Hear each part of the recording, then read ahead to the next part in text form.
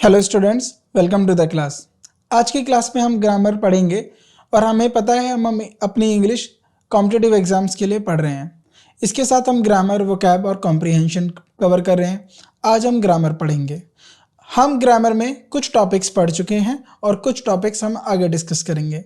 हम अभी तक क्या पढ़ चुके हैं? हम अभी article, noun, pronoun, adjective, verb, इन सब का हमने यूजेस पढ़ा, इनके रूल्स पढ़े और ये किस तरीके से एग्जाम में पूछे जाते हैं, हमने ये सब डिटेल में डिस्कस किया है। अगर आगे बढ़ने से पहले आपको लगता है आपको कुछ कॉन्सेप्ट अभी रिवाइज नहीं है, आप दोबारा जाएंगे, लेक्चर को देखेंगे और उसको और रिवाइज करेंगे, उस पर और ज़्यादा क्वेश्चन प्रैक्टिस करेंगे। क्योंकि मैंने हमेशा आपको बताया है, इंग्लिश कभी भी हम पैरेलली नहीं पढ़ते हैं, ये लिंक होता है। इसका हर एक टॉपिक एक ना एक टॉपिक से लिंक होता है। नाउन के बारे में आर्टिकल्स में भी होता है, आर्टिकल्स के बारे में थोड़ा नाउन का भी डिस्क्रिप्शन होता है। प्रोनाउन और नाउन रिलेट करते हैं। एडजेक्टिव नाउन और प्रोनाउन को भी डिस्कस करता है। वर्ब सब्जेक्ट और ऑब्जेक्ट की बात करता है और सब्जेक्ट ऑब्जेक्ट हमारे नाउन प्रोनाउन होते हैं। तो हम जैसे जैसे आगे बढ़ रहे हैं तो हमारे जो पीछे वाले टॉपिक्स हैं वो और इम्पोर्टेंट हो जाते हैं, क्योंकि वो आगे हमारे लिए लिंक और एक ब्रिज की तरह काम करते हैं। राइट, जब भी हम एक जगह से दूसरी जगह पे जाते हैं और बीच में कुछ हो तो उसके ऊपर एक पुल बना दिया जाता है, वही हमारे ये टॉपिक्स हैं। तो हमें आगे बढ़ने से पहले अपने प्रीवियस नॉलेज को, अपने प्रीवियस टॉपिक्स को हमें ज़रूर कवर करना है। अब आगे बढ़ते हैं। आज हम एडवर्ब डिस्कस करेंगे, उसके बाद हम conjunction, interjection, subject verb agreement, preposition. Preposition को हम सेपरेटली एक नए चैप्टर के तौर पे पढ़ेंगे और साथ ही में बाकी के जो टॉपिक्स हैं, मॉडल्स, वॉइस, इन्फिनेटिव्स, जेरेंट्स, इनको भी हम आगे डील करेंगे। तो सबसे पहले हमारा मोटिव क्या है? हमारा मोटिव है हमारे पार्ट्स ऑफ स्पीच को कवर करना। तो आप सभी को पता है हमारे पार्ट्स ऑफ स्पीच कितने होते हैं? 8 होते हैं। अब हम आर्टिकल्स को अपने पार्ट ऑफ स्पीच में नहीं गिनते, तो उसमें पार्ट्स ऑफ स्पीच में कौन आया? Noun, pronoun, adjective, verb. हमने 4 पार्ट्स ऑफ स्पीच पढ़ लिए हैं। अब हम एडवर्ब पढ़ेंगे, फिर कंजक्शन पढ़ेंगे, फिर इंटरजेक्शन पढ़ेंगे। उसके बाद जो हमारा सबसे इंपॉर्टेंट पार्ट ऑफ स्पीच होता है वो है प्रीपोजिशन। प्रीपोजिशन अपने आप में इतना बड़ा टॉपिक है, उसके लिए हम सेपरेटली डेडिकेटेडली एक चैप्टर पढ़ेंगे। फिर सब्जेक्ट वर्ब एग्रीमेंट, इन सारे टॉपिक्स का मिला जुला एक टॉपिक होता है और इसमें हम सब्जेक्ट और वर्ब के रिलेशन को पढ़ते हैं। आगे बढ़ते हैं। आज हम एडवर्ब को शुरू करने जा रहे हैं। एडवर्ब होता क्या है? अब जैसे आपने पढ़ा है नाउन और प्रोनाउन होते हैं, हमारे नाउन और प्रोनाउन होते हैं, वो हमारे किसका काम करते हैं? ऑब्जेक्ट और सब्जेक्ट का काम करते हैं। जब वो ऑब्जेक्ट और सब्जेक्ट का काम करते हैं तो इनके साथ एडजेक्टिव क्या काम करते हैं? एडजेक्टिव इनको क्वालिफाई करते हैं, इनके बारे में हमें डिटेल डिस्क्रिप्शन देते हैं, इनकी विशेषता बताते हैं, हमें बताते हैं वो नाउन या प्रोनाउन, वो जो सब्जेक्ट है या ऑब्जेक्ट है वो कैसा है। तो किसी भी सेंटेंस के अंदर, किसी भी वाक्य के अंदर विशेषता बताने वाले के शब्दों को हम विश्लेषण बोलते हैं, एडजेक्टिव बोलते हैं। अब हमारे वर्ब के बारे में कौन बताएगा हमें? एडजेक्टिव के बारे में कौन बताएगा? और खुद एडवर्ब के बारे में हमें कौन बताएगा? इन सब के बारे में भी कोई ना कोई हमें इंफॉर्मेशन देगा। अगर कोई काम हो रहा है, वो काम कैसे हो रहा है, कहाँ हो रहा है, क्यों हो रहा है, राइट, कब होता है, तो ये सारे जो डिस्क्रिप्शन हमें देते हैं, ये सारे जो भी इंफॉर्मेशन है, इन सब के बारे में जो भी जानकारी हमें मिलती है वो हमें एडवर्ब से मिलती है। तो एडवर्ब को हमने क्या समझा? एडवर्ब को हमने समझा कि ये हमें इंफॉर्मेशन देते हैं, किसकी? वर्ब की, एडजेक्टिव की और दूसरे खुद एडवर्ब्स की। राइट, ये अपने दूसरे एडवर्ब्स, एडवर्ब एक फैमिली है पूरी, एक फैमिली के मेंबर दूसरे फैमिली मेंबर को भी क्या बात कर रहे हैं, उनके बारे में डिस्क्रिप्शन दे रहे हैं। राइट, आगे बढ़ते हैं।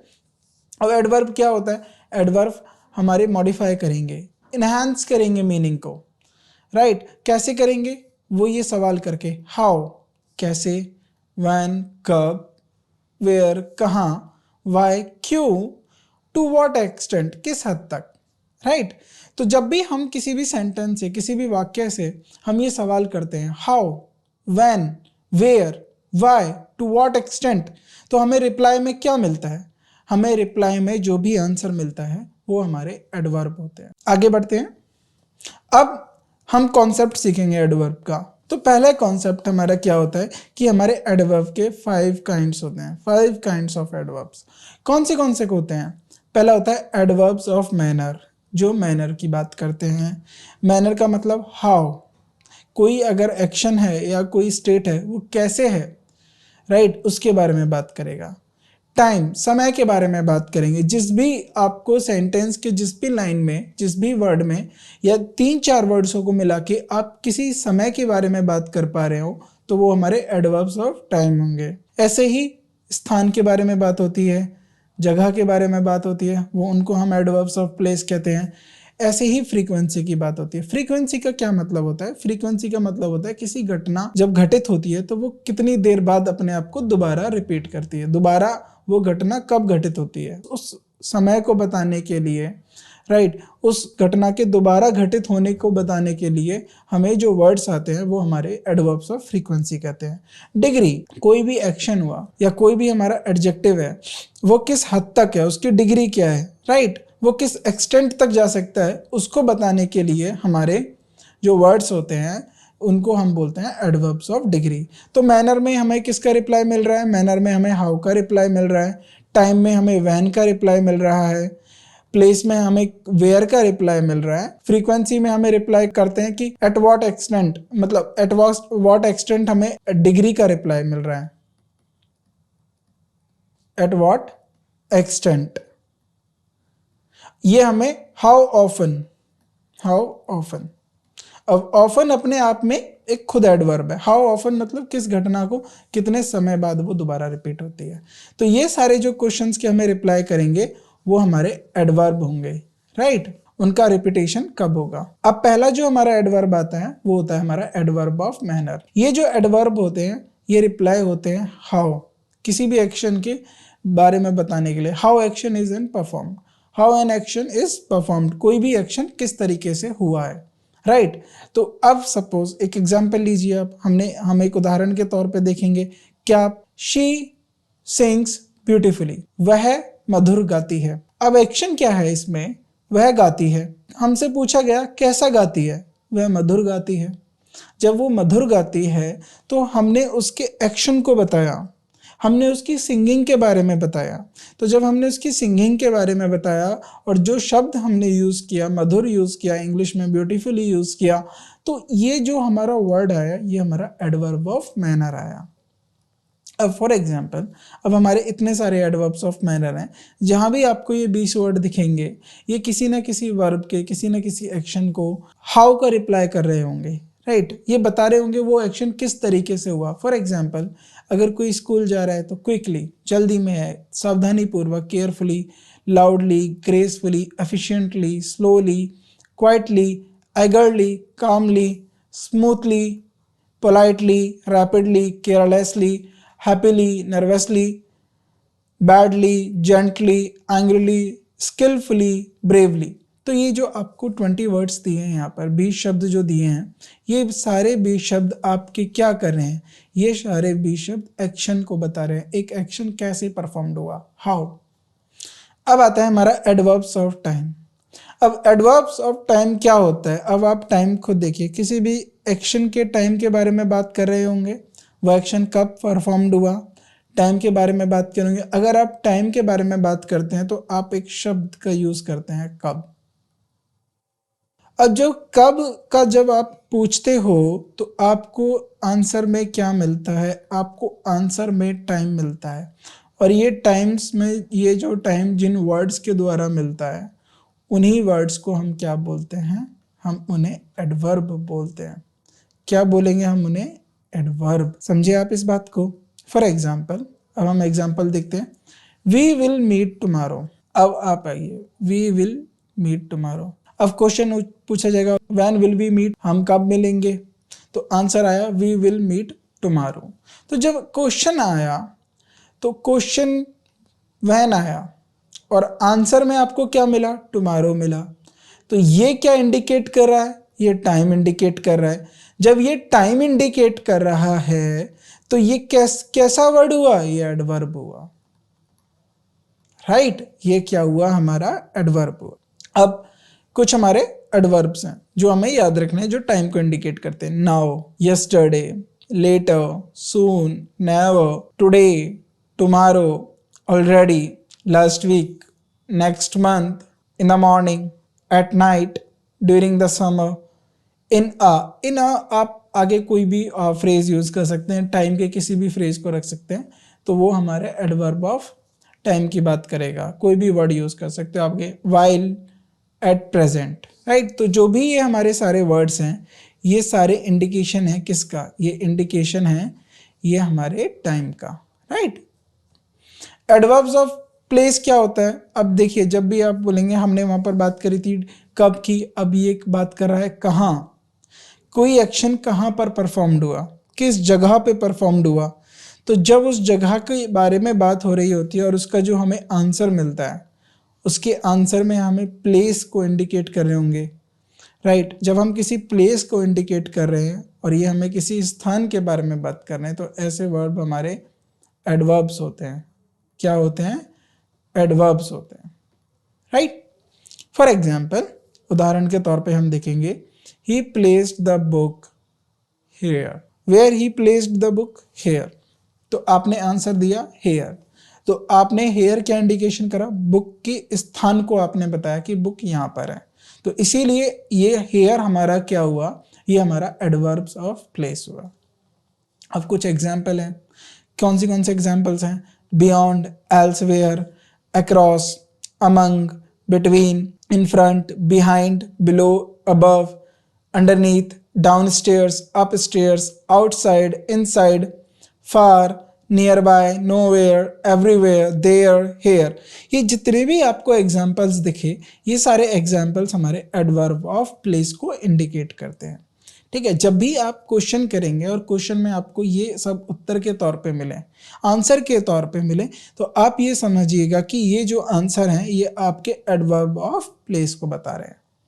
देखिए, एडवर्ब अपने आप में बहुत बड़ा चैप्टर है, ठीक है। तो आपको समझना है कि किसी भी सेंटेंस के अंदर, वाक्य के अंदर जो शब्द हमारे होते हैं, जो हमारे वर्ड्स होते हैं, उनका सही स्ट्रक्चर क्या है, राइट।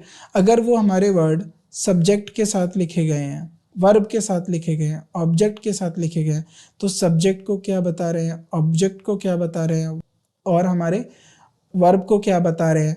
फॉर एग्जाम्पल देखिए, सब्जेक्ट के साथ, सब्जेक्ट के बारे में मैंने बताया एडजेक्टिव, फिर मैंने एक वर्ब लिखा। इस वर्ब के, ये वर्ब किस तरीके से घटना हो रही है, ये वर्ब कैसे काम कर रही है, इसके लिए भी मैंने एक वर्ड लिख दिया। फिर इस वर्ब को एक्शन रिसीव करने के लिए मैंने एक ऑब्जेक्ट लिख दिया, और ये ऑब्जेक्ट कैसा है, इसके साथ मैंने एक एडजेक्टिव लिख दिया। तो आप देख रहे हो, ये हमारे सब्जेक्ट है, हम इसको हाईलाइट करते हैं, और ये हमारा वर्ब है, और ये हमारा ऑब्जेक्ट है। सेंटेंस में यही 3 इंपॉर्टेंट चीज़ होते हैं, बाकी तो इन सबका डिस्क्रिप्शन है। कैसे? एडजेक्टिव किसके बारे में बात कर रहा है? ये वाला एडजेक्टिव, ये सब्जेक्ट के बारे में बात कर रहा है। ये जो वर्ड है, जो वर्ब के बारे में बता रहा है, ये एडवर्ब होगा। हमने अभी पढ़ा एडवर्ब, वर्ब और सब एडजेक्टिव के बारे में बता रहा है। ये जो एडजेक्टिव है, ये ऑब्जेक्ट के बारे में बता रहा है, राइट। तो अब आप देखिए, अगर इस एडजेक्टिव को भी मैं बोल दूं, इसको भी कोई वर्ड क्वालिफाई कर रहा है, वो एडवर्ब होगा। ये एडवर्ब इस एडजेक्टिव को क्वालिफाई कर रहा है। यहाँ पर भी अगर एक एडवर्ब आ जाए, ये इसे क्वालिफाई करेगा। तो इस तरीके से हमारे सेंटेंस की एक लेंथ हो गई।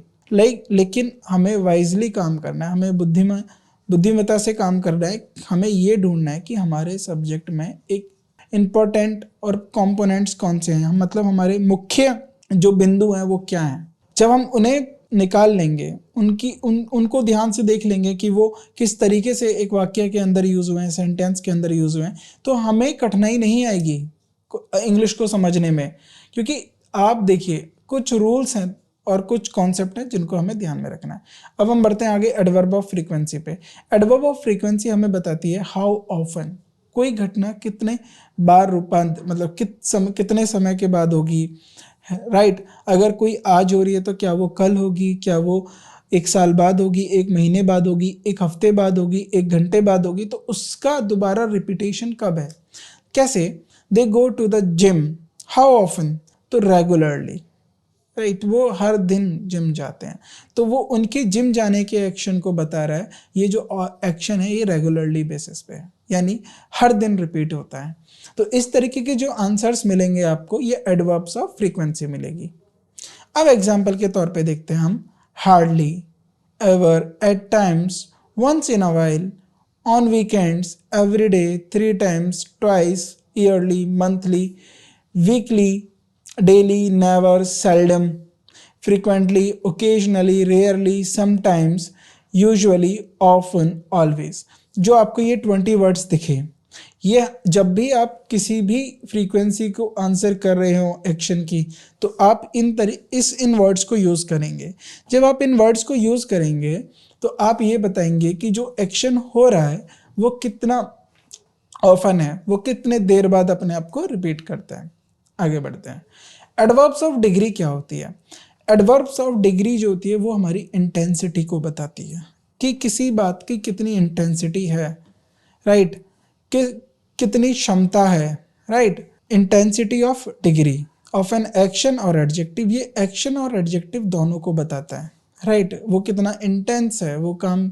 जैसे एग्जाम्पल के तौर पे हम एग्जाम्पल से देखते हैं, the coffee is very hot. Hot क्या है?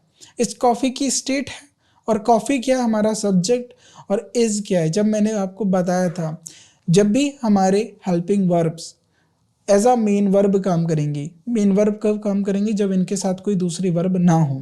तो जब भी हमारी हेल्पिंग वर्ब मेन वर्ब की तरह काम करेंगी तो ये हमारी लिंकिंग वर्ब होंगी। और लिंकिंग वर्ब किसी भी सब्जेक्ट के कॉम्प्लीमेंट के बारे में बात करती हैं, और वो सब्जेक्ट का कॉम्प्लीमेंट एक एडजेक्टिव भी हो सकता है और कोई दूसरा नाउन हो सकता है। वो नाउन क्या हो सकता है? वो नाउन ऑब्जेक्ट हो सकता है। तो कॉफ़ी की स्टेट के बारे में बात हो रहे हैं, तो कॉफ़ी के डिस्क्रिप्शन को बता रहा है ये हॉट है। कितनी हॉट है? इसकी इंटेंसिटी को एक वर्ड ने बताया, वेरी हॉट, बहुत ज़्यादा हॉट है। अब ये इतनी बहुत ज़्यादा हॉट है, तो ये जो ज़्यादा वाली बात कर रहा है ये हमारा एडवर्ब कर रहा है, ये हमारा एडवर्ब है। तो आपने देखा, और ये हमारा द आर्टिकल है। तो हमने एक एक शब्द को पहचान लिया, जितना अभी तक हमने पढ़ा कि कौन सा क्या है। तो इस तरीके से आपको पढ़ना है। तो जब भी आपके इस तरीके के स्ट्रक्चर में कोई गलती मिलेगी तो आप समझ जाएंगे ये एक स्पॉटिंग द एरर है। ये स्पॉटिंग द एरर का क्वेश्चन है और हमने एरर को स्पॉट कर लिया, राइट। आगे बढ़ते हैं। अब एग्जाम्पल क्या है? Slightly, rather, pretty, somewhat, a bit, kind of, partly, totally, completely, absolutely, nearly, almost, fairly, rather, incredible, extreme, so, to, quite, very।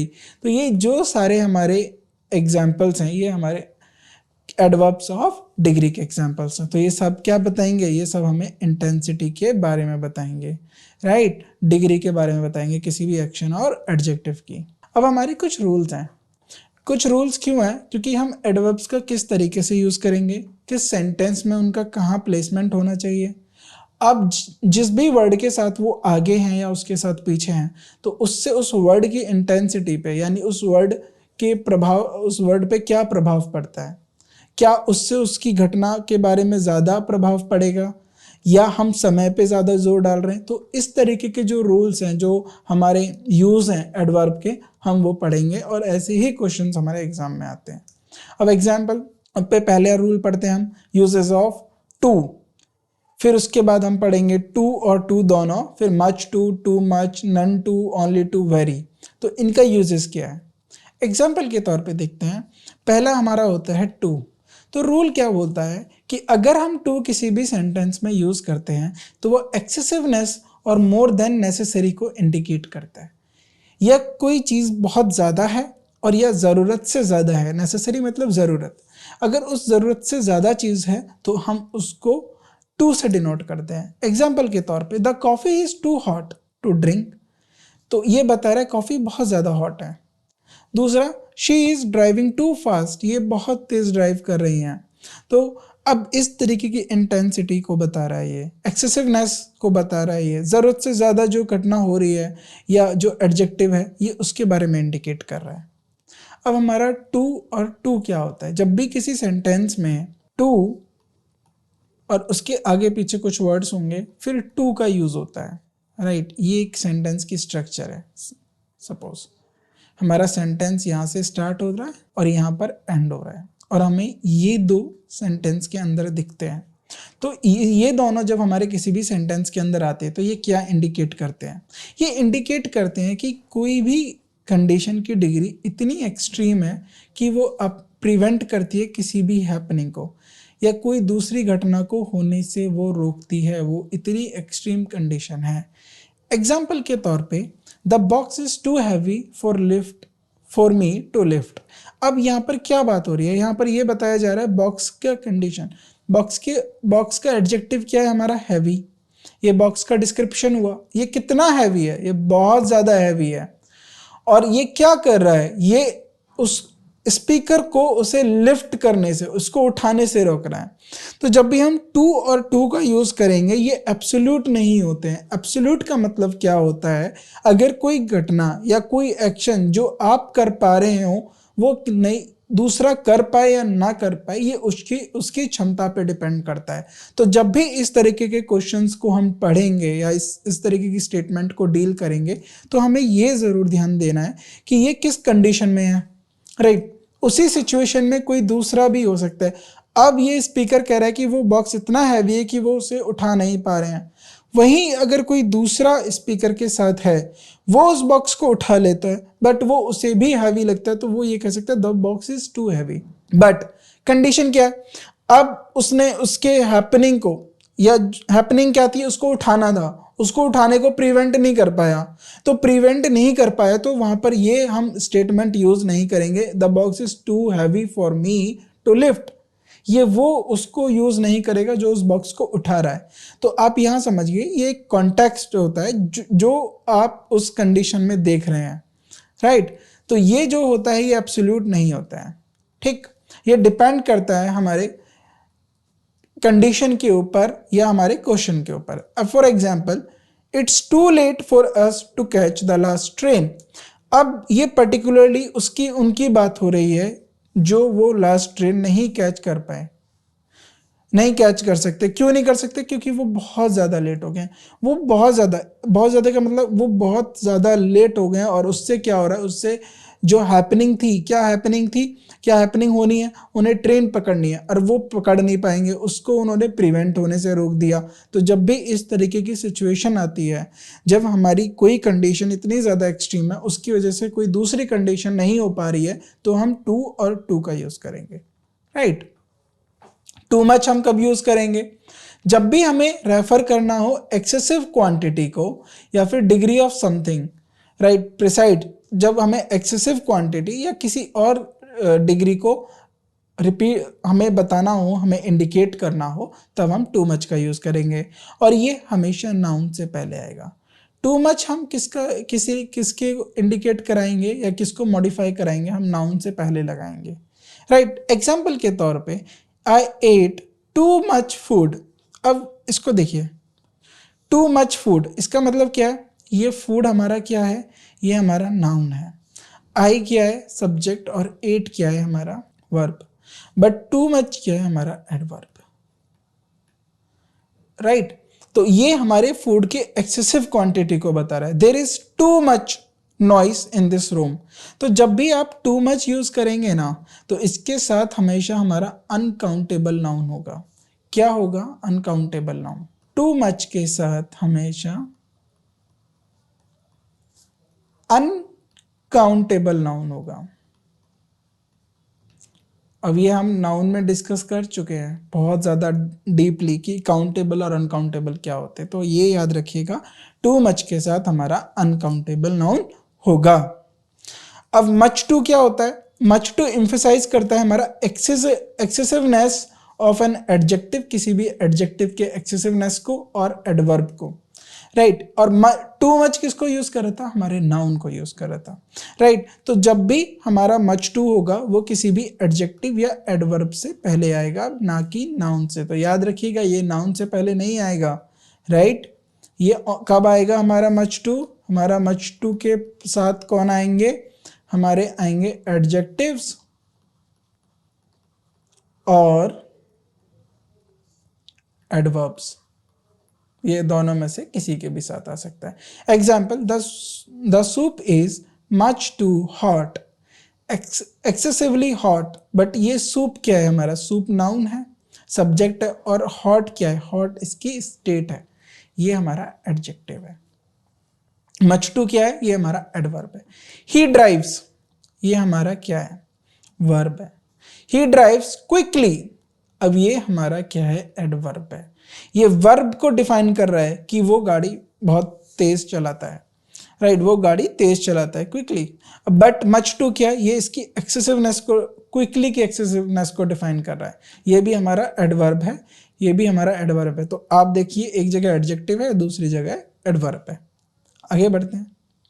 None to, none to हमारा इम्फसाइज करता है किसी भी कंडीशन को जो कि हमारी फेवरेबल ना हो, जैसा हमने सोचा था ऐसी एक्सपेक्टेड ना हो, या समथिंग इज नॉट गुड, जो कुछ अच्छा ना हो, उस कंडीशन के लिए हम मच नन टू का यूज करते हैं। फॉर एग्जाम्पल, आप क्रिकेट खेलने जा रहे हैं बाहर और आपको लग रहा है आज का वेदर ठीक नहीं है, तो आपने एक्सपेक्ट किया था कि आज वेदर अच्छा होगा, बट आज वेदर ठीक नहीं है, तो स्टेटमेंट बोली the weather is none too pleasant today. आज का वेदर इतना प्लीजेंट नहीं है, नन टू प्लीजेंट टुडे। अब वो किसी और के लिए प्लीजेंट हो सकता है, बट वो आपके लिए प्लीजेंट नहीं है, क्योंकि वो आप अपनी कंडीशन को देख के ये बात कह रहे हैं। तो जब भी आपने कुछ एक्सपेक्टेड किया है और वो आपके फेवर में नहीं है, तो उस सिचुएशन में आप क्या करेंगे, आप नन टू का यूज करेंगे।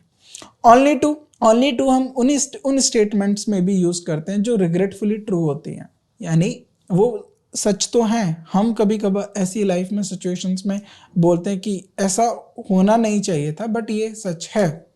तो जब इस तरीके की कंडीशंस होती हैं, रिग्रेटफुली ट्रू होती हैं, आप नहीं मानते हो कि वो सच नहीं है, बट वो फिर भी सच है, वो एग्जिस्ट है, तो ऐसी सिचुएशन के लिए हम ओनली टू का यूज करेंगे, राइट। जो डिजायर्ड नहीं है, even though it is not desired, जो हमने सोच के नहीं चली हो, जो हमने डिजायर्ड ना करी हो, इस तरह की सिचुएशंस के लिए हम ओनली टू करेंगे। For example, she is only too aware of her mistakes, right. तो जब भी इस तरीके की सिचुएशन आए जो रिग्रेटफुली ट्रू हो, तो आप ओनली टू का यूज करेंगे।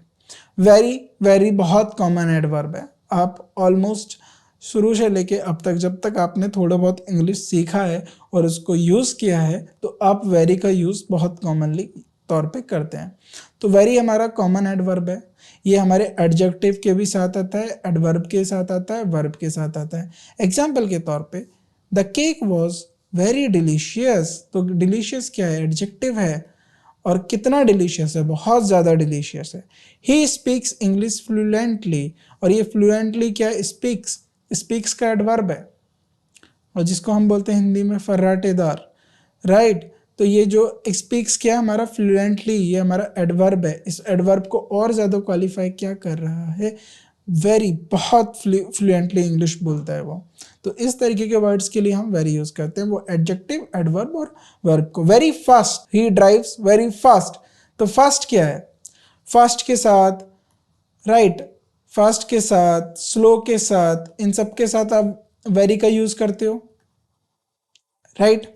तो ये हमारे क्या हो जाएंगे, ये हमारे वर्ब्स हो गए, और हमने एडजेक्टिव के भी साथ देख लिया, एडवर्ब के भी साथ देख लिया। अब हमारा आता है second rule, position of adverbs of time. अब position of adverbs of time का मतलब क्या है। हमारे एडवर्ब ऑफ टाइम जो होते हैं, आपको पता होगा एडवर्ब ऑफ टाइम क्या होते हैं, जो व्हेन की बात करते हैं, जो टाइम की बात करते हैं। ये हमारे डिफरेंट पोजीशंस पे आते हैं। हमारे डिफरेंट पोजीशंस पे क्यों आते हैं, ये एम्फेसाइज करते हैं टाइमिंग को और उसके एक्शन को। इसीलिए हम उनको डिफरेंट पोजीशंस पे रखने के लिए हमें पता चलता है कि किस समय हम समय को एम्फेसाइज करना चाहते हैं, या समय पे जोर देना चाहते हैं कि नहीं, वो घटना कब घटित हुई हो ये महत्वपूर्ण है। किस समय हम घटना की ही बात कर रहे हो वो हमें बताना ज़रूरी है। तो जब भी इस तरीके की बात होती है, तो हम जो हमारे एडवर्ब्स ऑफ टाइम है, उनकी पोजीशन किसी भी सेंटेंस के अंदर बहुत ज़रूरी होती है। अब पहला, बिगिनिंग ऑफ द सेंटेंस। किसी भी सेंटेंस के शुरुआत में आने से एडवर्ब ऑफ टाइम के लिए पे सेंटेंस पे क्या फ़र्क पड़ता है, वो ये है कि उस सेंटेंस में हम जो है एम्फसाइज कर रहे होते हैं एक्शन के timing, right. Placing the adverb of time at the beginning of the sentence can emphasize the timing of the action. It means हम एक्शन के टाइमिंग पे को एम्फसाइज कर रहे हैं, उस पर जोर दे रहे हैं। एग्जाम्पल के तौर पे, yesterday I went to the park, action क्या हुआ, हमारा स्पीकर बता रहा है वो पार्क गया था, बट कब गया था ये ज़्यादा एम्फसाइजिंग है, वो कल गया था। तो यस्टरडे जो आप बात कर रहे हो, आप कल को ज़्यादा एम्फसाइज कर रहे हो, कल पे ज़्यादा जोर डाल रहे हो कि ये एक्शन कल हुआ था। Tomorrow we will have a meeting. अब मीटिंग तो हमेशा होती है, लेकिन कल के लिए मीटिंग जो है उस पर ज़्यादा एम्फसाइज किया जा रहा है कि हमारी मीटिंग कल होगी।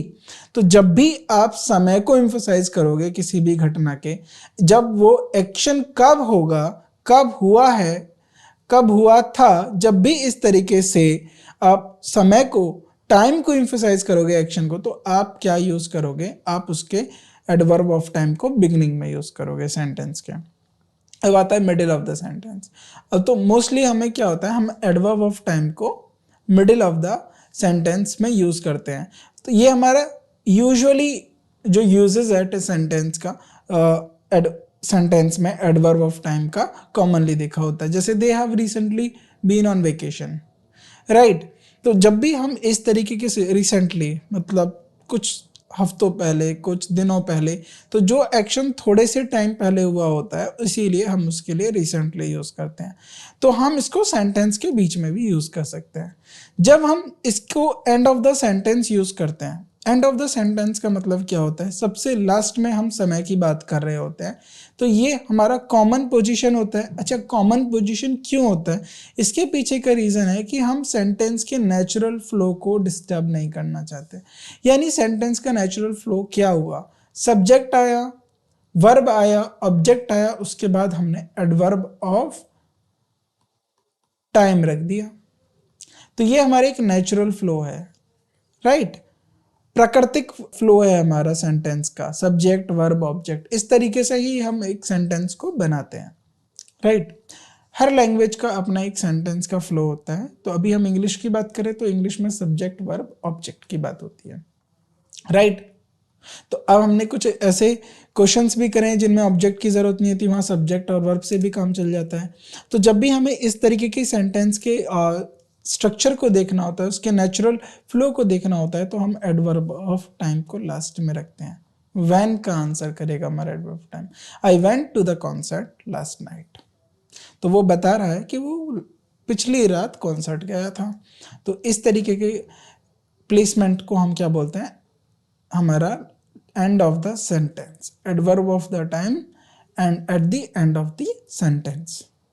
अब बिफोर मेन वर्ब, जब भी हम मेन वर्ब से पहले किसी भी टाइम के एडवर्ब को या एडवर्ब जो हमें टाइम इंडिकेट कर रहा है उसको प्लेस करते हैं, तो वो डायरेक्टली रिलेशन बताता है एक्शन और उसके टाइमिंग का। मतलब कि एक्शन कब हुआ, उसके तुरंत उस एक्शन के रिलेशन या उस टाइमिंग को बताने के लिए हम उस एक्शन के साथ यानी उस वर्ब के साथ जो वो उस एक्शन को रिप्रेजेंट कर रही है, हम वहाँ पर एडवर्ब ऑफ टाइम प्लेस करते हैं। Example, they always arrive on time, दस they sometimes travel abroad for the vacation. तो जब भी हम एक्शन की बात कर रहे हैं और उसके टाइम की बात कर रहे हैं, वो टाइम या वो जो एक्शन है वो कब हुआ है, तो तुरंत हम एक्शन से पहले हम क्या यूज़ करेंगे, हम एडवर्ब्स ऑफ टाइम यूज़ करेंगे। जब हम मेन वर्ब के बाद एडवर्ब ऑफ टाइम को रखते हैं, तो वो हमारे सेंस ऑफ कंप्लीशन यानी वो बताता है कि वो हमारा एक्शन कंप्लीट हो चुका है, राइट। तो हम एम्फसाइज कर रहे होते हैं कि हमारा जो काम है, जो हमारा एक्शन है वो कंप्लीट हो गया है। Example, she finishes her work every day, तो ये बता रहा है कि वो अपना काम हर दिन समाप्त कर लेती है। तो एवरी डे, राइट। तो ये आप क्या बात कर रहे हो, ये आप बात कर रहे हो कि उसका जो काम है वो हर दिन समाप्त हो जाता है, वो हर दिन समाप्त कर लेती है। तो हर दिन, एवरी डे, आपने उसको बताया कि उसका काम फिनिश होता है।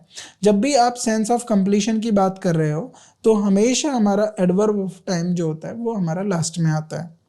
We meet for coffee every Saturday, we meet for coffee every Saturday. तो ये हमारा एवरी सैटरडे क्या बता रहा है, ये हमारे एक्शन उस हमारे बता रहा है कि एक्शन जो है वो कंप्लीशन है, सेंस ऑफ कंप्लीशन की बात करता है। With the present tense continuous, हम इसको प्रेजेंट टेंस कंटिन्यूस के लिए भी साथ यूज़ कर सकते हैं। प्रेजेंट टेंस कंटिन्यूस क्या होता है, अब आपको मैं बताता हूँ प्रेजेंट कंटिन्यूस टेंस क्या होता है। प्रेजेंट कंटिन्यूस टेंस हमेशा हमारा इज, एम, आर के साथ जब भी हमारे वर्ब की आईएनजी फॉर्म होगी, इस तरीके के स्ट्रक्चर को हम प्रेजेंट कंटिन्यूअस टेंस होते हैं।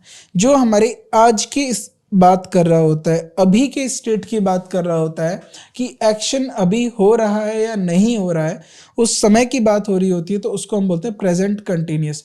कंटिन्यूअस का मतलब क्या है, कोई एक्शन हुआ और वो हो रहा है। जब वो हो रहा है तो वो एक्शन कंटिन्यूअस है। तो और उस मोमेंट में हम प्रेजेंट में उसको देख रहे हैं, तो हमारी, अब मान लीजिए यहाँ से एक एक्शन हुआ और हमने उसको इस तरीके से देखा, तो हमारे सामने वो एक्शन हो रहा है, तो यानी वो कंटिन्यूस है। तो इसीलिए, और प्रेजेंट सिचुएशन में हम हैं, तो इसीलिए इसका नाम हमने रखा प्रेजेंट कंटिन्यूस टेंस। तो हम क्या यूज करते हैं, हम एडवर्ब ऑफ टाइम को प्लेस्ड आफ्टर इज और एम और आर के बाद हम यहाँ एडवर्ब ऑफ टाइम रखते हैं, राइट। एडवर्ब ऑफ टाइम रखेंगे हम यहाँ पर, और उसके बाद हमारा मेन वर्ब आ जाएगा। एग्जाम्पल पे, they are currently working on a project, ये उनकी स्टेट के बारे में बता रहे हैं, उनके एक्शन के बारे में बता रहे हैं कि करंटली अभी भी वो उस प्रोजेक्ट पे काम कर रहे हैं, राइट। कोई मैनेजर होगा या कोई हमारे स्कूल के टीचर रहे हैं या XYZ कोई भी होगा, पर वो किसी एक प्रोजेक्ट पे काम कर रहे हैं और वो अभी भी काम कर रहे हैं, तो दे आर करंटली, ये प्रेजेंट सिचुएशन की बात करें, और ये हमारी हेल्पिंग वर्ब हो गई आर, और ये हमारी मेन वर्ब हो गई। तो और उसके बीच में हमने क्या यूज़ कर दिया, हमने यूज़ कर दिया adverb of time. With the past continuous tense, जब हम पास्ट कंटिन्यूस टेंस का मतलब क्या है, अब मान लीजिए ये काम आपने आज देखा और आज में ये काम फिनिश हो गया, और आप कल में आ गए, टुमारो में आ गए, राइट। वो दिन बीत गया। अब आपने यस्टरडे को देखा, कल को देखा, और आप देख रहे थे ये काम हो रहा था, तो आपने क्या बोला कि ये काम हो रहा था, उस समय पे ये काम कंटिन्यूस था, बट आज ये काम कंटिन्यूस नहीं है। तो इस टाइप की सिचुएशन को हम पास्ट कंटिन्यूस टेंस में रखते हैं, राइट। तो पास्ट कंटिन्यूस टेंस में हम क्या यूज़ करते हैं, हम वॉज और वर का यूज़ करते हैं। जब हम वॉज और वर का यूज़ करते हैं, तो उसके साथ हम वर्ब की आईएनजी फॉर्म भी यूज़ करेंगे। जब हम वर्ब की आईएनजी फॉर्म यूज़ करेंगे, तो इस तरीके के सेंटेंस को हम पास्ट में भी कंटिन्यूस टेंस की बात करते हैं। और जब हमें एडवर्ब रखना हो, तो हम एडवर्ब इनके भी लास्ट में रखते हैं, इनके लास्ट में रखते हैं। तो कब रखेंगे, after, placed after the helping verb, right. और इन बिटवीन भी रख सकते हैं, she was studying all night. Okay, आगे बढ़ते हैं। Position of adverb of manner, adverb of manner किसका रिप्लाई होता है, एडवर्ब ऑफ मैनर हमारा हाउ का रिप्लाई होता है, राइट। बिफोर मेन वर्ब, किसी भी मेन वर्ब से पहले यूज होता है। तो जब भी हम बिफोर मेन वर्ब लिखते हैं, तो ये एम्फसाइज करता है कि कोई एक्शन कैसे हुआ, एक्शन के परफॉर्मेंस को एम्फसाइज करता है, right. She carefully read the instructions, अब रीड कर रही है, she reads the instruction, right. She carefully reads the instruction, right. अब देखिए, अब इसको हम शायद पास्ट टेंस में भी रखेंगे तो भी ये ठीक है। तो अब आप ध्यान से देखिए, इंस्ट्रक्शन पढ़े और कैसे पढ़े, ये इस बात पे एम्फसाइज कर रहा है, केयरफुली। ही फिनिश्ड हिज वर्क, काम खत्म किया, कैसे किया, क्विकली। तो हम एक्शन को एम्फसाइज कर रहे हैं, राइट। आगे बढ़ते हैं। आफ्टर वर्ब बी का मतलब क्या होता है, जो हमारी टू बी वर्ब होती हैं, जो हमारी टू बी फॉर्म होती हैं वर्ब की, वो होती हैं एम, इज, आर, वॉज और वर, राइट। तो ये हम एज अ मेन वर्ब जब इनको बात करते हैं, जब हम ये एज अ मेन वर्ब जब हमारी बात कर रहे होते हैं, तो मैंने बताया ये एज अ मेन वर्ब क्या काम करेंगी, ये as a main verb linking काम करें, लिंकिंग वर्ब की तरह काम करेंगे। और लिंकिंग वर्ब क्या होता है, सब्जेक्ट का कॉम्प्लीमेंट बनाता है, सब्जेक्ट के कॉम्प्लीमेंट को देता है, राइट। तो जब सब्जेक्ट कॉम्प्लीमेंट की बात करते हैं, ये हमारी लिंकिंग वर्ब, तो अब इनके बाद अगर हमने किसी भी एडवर्ब को रख दिया तो ये हमारे स्टेट और कंडीशन को एम्फसाइज करेगी। क्या एम्फसाइज करेंगी? स्टेट और कंडीशन को। For example, the cake is deliciously moist, they were happily married. तो मैरिड उनका उसकी स्टेट है, राइट, वो शादीशुदा हैं, बट वो खुश थे जब वो शादीशुदा थे। दे वर हैप्पीली मैरिड। तो हैप्पीली क्या है? इस स्टेट को एम्फसाइज कर रहा है, मैरिड वाली स्टेट को। ठीक है, तो इस तरीके के जब हम वर्ड्स यूज करेंगे टू बी के बाद, जब हम बाद में यूज करते हैं तो वो उनकी स्टेट को डिस्क्राइब करते हैं। मोडाल्स होते हैं हमारे कुछ। मोडाल हमने थोड़ा सा इंट्रो पढ़ा था वर्ब के अंदर, can, could, will, would, should etcetera, और हमने ये बात करी थी कि मोडाल को हम सेपरेटली डील करेंगे। तो मोडाल के साथ जो एडवर्ब आते हैं हम उनको भी आगे पढ़ेंगे, और मोडाल होते क्या हैं और इनका क्या डिटेल इंफॉर्मेशन है, किस तरीके के क्वेश्चंस आते हैं, कैसे कॉन्सेप्ट बनते हैं, ये हम अलग से मोडाल के चैप्टर में पढ़ेंगे।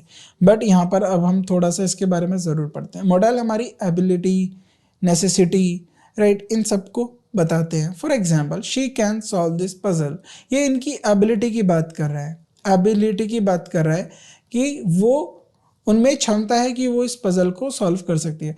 अब लेकिन जो क्षमता है, जो एबिलिटी है, वो कितनी है, वो कैसी है, राइट, वो किस एक्सटेंट तक है, तो वो बहुत आसानी से इसको सॉल्व कर सकते हैं किसी भी पहेली को। तो इजीली जो आया है उनकी एबिलिटी के बारे में बता रहा है कि वो इतनी ज़्यादा एबल है कि वो इसको इजीली सॉल्व कर सकते हैं।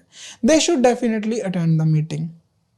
अब वो मीटिंग अटेंड करेंगे, राइट, मीटिंग कर, अब वो डेफिनेटली, वो ज़रूर करेंगे, वो इस बात में बात कर रहा है, राइट, या करते हैं। तो डेफिनेटली जो बात हो रही है वो उनके लिए बता रहे हैं कि वो ज़रूर करेंगे, उसको एम्फसाइज किया जा रहा है, राइट। तो इस तरीके के क्वेश्चंस, और जब भी हम मोडाल्स को यूज़ करेंगे तो हम उनकी एबिलिटी, उनकी नेसेसिटी और इस नीड, इन सब पे बात करेंगे। एंड ऑफ द सेंटेंस, अब क्या होता है, एडवर्ब ऑफ मैनर को हम बहुत कम यूज़ करते हैं एंड ऑफ दैट सेंटेंस में। Like he completed the race quickly, तो ये बात कर रहा है कि उन्होंने रेस ख़त्म कर ली, राइट, क्विकली, जल्दी ख़त्म कर ली। बट अगर वो जल्दी अगर हम उनके कंप्लीशन को बात कर रहे होते, ही क्विकली कंप्लीटेड द रेस, तो हम उस बात पे एम्फसाइज कर रहे होते कि उन्होंने जो रेस है वो जल्दी ख़त्म करी है। वो एम्फसाइजेशन मेन होता है। अगर आप सेंटेंस के बाद यूज़ करो उतना एम्फसाइज नहीं करेगा जितना अगर आपने उस वर्ब के साथ करा है, right. With split infinitives, infinitives क्या होते हैं? इन्फिनेटिव्स अगर हम टू के साथ वर्ब की पहली फॉर्म लिखते हैं, यानी वर्ब की बेस फॉर्म लिखते हैं, तो इसको हम बोलते हैं इन्फिनेटिव्स। देखिए, हम मोडाल, राइट, मोडाल, और उसके साथ हमारा हुआ जेरेंड, उसके बाद हुआ इन्फिनेटिव्स, ये हम, और जेरेंड के साथ ही हम पार्टिसिपल पढ़ेंगे। ये 3 चैप्टर्स हम अलग से कवर करेंगे, ये हमने वर्ब में नहीं रखे क्योंकि ये बहुत ज़्यादा एग्जाम्स में वाइडली पूछे जाते हैं यहाँ से कॉन्सेप्ट, तो इनके कॉन्सेप्ट को हम डिटेल में जाके पढ़ेंगे, राइट। तो इन्फिनेटिव्स क्या होते हैं? जो 2 प्लस वर्ब की फर्स्ट फॉर्म होती है उनके साथ होते हैं। तो ये हम इनको इन्फिनेटिव्स के बीच में भी ब्रेक कर सकते हैं। अगर हमने 2 लिख दिया, इसके बीच में एडवर्ब आ सकता है और उसके बाद हमारी वर्ब आ सकती है। ये भी एक तरीके की स्टेटमेंट होती है और ये भी एडवर्ब ऑफ मैनर को लिखने का तरीका होता है। He wanted to quickly finish his homework, वो चाहता था अपना होमवर्क जल्दी से ख़त्म करना। तो to finish his homework, he wanted what he wanted to finish his homework, right, but कैसे? quickly, right। तो इस तरीके की भी हम एक कॉम्बिनेशन बना सकते हैं इन्फिनेटिव्स का। आगे बढ़ते हैं, adverbs, before adverbs of frequency. अब हमारे फ्रीक्वेंसी के एडवर्ब्स क्या होते हैं, जो मैंने आपको बताया, हाउ, ऑफन। तो हमारे जो एडवर्ब ऑफ मैनर है वो हम एडवर्ब ऑफ फ्रीक्वेंसी के साथ भी देखते हैं, appear together. Adverb of manner जो होते हैं हमारे कम्स बिफोर, पहले आ जाते हैं हमारे फ्रीक्वेंसी ऑफ एडवर्ब के। कैसे? She sings beautifully every day. अब आप पहचान करिए, शी हमारा सब्जेक्ट हो गया, सिंग्स हमारा वर्ब हो गया, और ब्यूटीफुली हमारा बता रहा है सिंग्स की कंडीशन को, उसकी वो कैसा गाती हैं, वो बहुत मधुर गाती हैं, तो ये हमारा एडवर्ब हो गया। अब कब गाती हैं? Every day. ये हमारा फ्रीक्वेंसी भी बता रहा है, हर दिन। ये जो गाना वो गा रहे हैं, ये वो रियाज कर रही हैं, वो हर दिन हो रहा है, तो आप देख रहे हो यहाँ पर एडवर्ब ऑफ मैनर को हमने यूज करा है एडवर्ब ऑफ टाइम से, एडवर्ब ऑफ फ्रीक्वेंसी से। Adverb before adverb of place, जब हमारे एडवर्ब ऑफ प्लेस हैं उनसे पहले हम एडवर्ब ऑफ मैनर को यूज करते हैं। एग्जाम्पल के तौर पे he danced gracefully on the stage, अगर मैं ये लिख दूं he danced on the stage gracefully,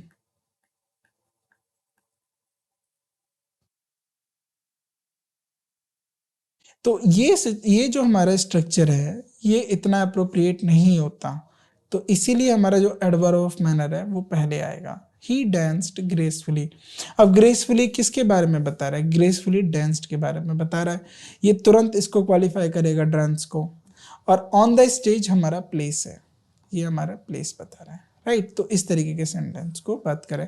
अब देखिए अगर हमारा एडवर्ब ऑफ प्लेस के लिए एक सिंगल वर्ड नहीं आया, ऑन द स्टेज, ऑन मतलब हमारा प्रीपोजिशन और स्टेज का मतलब क्या है? हमारा नाउन। प्रीपोजिशन और नाउन ये एक प्रीपोजिशनल फ्रेज है, बट ये हमारा क्या बता रहा है? ये हमारा प्लेस को इंडिकेट कर रहा है, तो इसको हम बोलते हैं adverb phrase of place, adverbial phrase of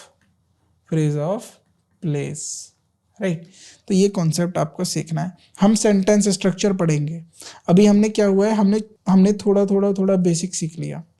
अब और जो इम्पोर्टेंट चैप्टर्स आते जाएंगे हमारे, उनमें हम डीप डाउन जाएंगे। हम स्ट्रक्चर ऑफ सेंटेंस में बहुत डीप डाउन जाएंगे, तो उसमें हम फ्रेज क्या होते हैं, प्रीपोजिशनल फ्रेज क्या है, एडवर्बियल फ्रेज क्या है, नाउन फ्रेज क्या है, राइट। तो इस तरीके के जो फ्रेजेस है हम इनको पढ़ेंगे।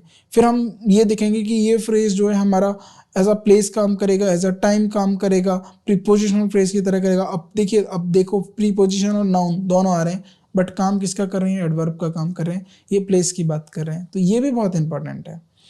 Use of else and other, तो हम जब भी एल्स यूज कर रहे हैं, suppose else is use to refer something, हम किसी भी चीज को रेफर कर रहे हैं, समथिंग को जो डिफरेंट हो या एडिशनल हो, या हम उसको एडिशनल इंफॉर्मेशन दे रहे हैं, राइट। तो जब भी हम एल्स यूज कर रहे हैं और जब भी कॉन्ट्रास्ट करता है दो चीजों में, तो उसके साथ हम बट यूज कर लेते हैं। एग्जाम्पल से समझते हैं। There is no one else I would trust but you. अब आप समझिए, ये उस कंडीशन में बात हो रही है, अब आप क्लास में अकेले हैं और आपका एक बेस्ट फ्रेंड है, या आप अपने ऑफिस में हैं और आपका कोई बेस्ट कलीग है। तो आपने एक क्वेश्चन किया, there is no one else I would trust but you. तो आप उसी कंडीशन में से बात कर रहे हो कि यहाँ पर कोई नहीं है जिस पे आप भरोसा कर सकते हो, बट तुम हो। तो इस तरीके की कॉन्ट्रास्टिंग सिचुएशन के लिए हम एल्स और बट का यूज करते हैं। I don't want anything else but some ice cream would be nice. अब वो क्या कह रहा है? उसको कुछ नहीं चाहिए, उसको कुछ नहीं खाना, बट कुछ आइसक्रीम चल सकती है। क्या है? सपोज आप एक रेस्टोरेंट में गए और आपके दोस्त ने पूछा बताओ क्या खाओगे, वो कह रहा आई डोंट वांट एनीथिंग, मुझे नहीं खाना कुछ, या मुझे कुछ नहीं चाहिए, बट कुछ आइसक्रीम चल सकती है। इसका मतलब आप समझ रहे हो, इसका मतलब ये है कि आप क्या कर रहे हो, आप कॉन्ट्रास्ट कर रहे हो। तो जब भी आप इस तरीके की कॉन्ट्रास्टिंग सिचुएशन को डील करते हो तो एल्स और बट का यूज़ करते हो। अदर देन का यूज़ कब हम करते हैं? जब हमारे पास दो ऑप्शंस हो या अल्टरनेटिव हो। जब भी हम कंपेयर कर रहे हो दो ऑप्शंस को या अल्टरनेटिव को, तो हम अदर देन यूज़ करते हैं, राइट।